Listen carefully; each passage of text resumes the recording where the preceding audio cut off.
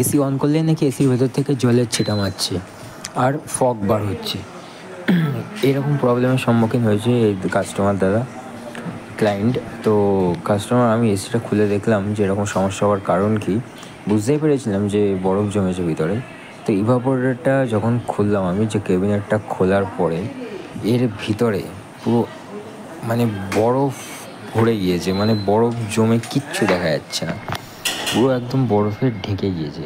তো বরফ জমার অনেক রকম কারণ হয়, যেমন হচ্ছে যখন কয়েল সেন্সার কাজ করে না তখন কম্প্রেসার বুঝতে পারে না, কাট আউট করে না, এই জন্য বরফ জমে। তারপরে ইভাপোরেটর চোক হওয়ার কারণেও বরফ জমে। তারপর সাকশন লাইন পিঞ্চ হওয়ার কারণেও বরফ জমে। তারপর গ্যাস বেশি হওয়ার কারণেও বরফ জমে। ঠিক আছে, অনেক রকম কারণ থাকে বরফ হওয়ার। ব্লোয়ারের স্পিড না থাকলেও বরফ জমে।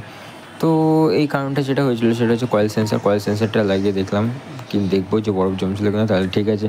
না কি রিলে ডাইরেক্ট হয়ে গিয়েছিলো সেটাও দেখতে হবে, চেক করতে হবে। তো সব কিছু চেক করে ফিক্স করার পরে ঠিক আছে, আমি একদম এটাকে ওকে করে দিলাম। মেশিন এখন ওকে আছে, মেশিনে আর কোনো সমস্যা নেই। ঠিক আছে, তো কীভাবে করলাম, কী চেঞ্জ করলাম পরের কোনো ভিডিওতে বলবো। তোমরা নিচে কমেন্ট করে জানিও যে দরকার কিনা, আমি জানিয়ে দেবো।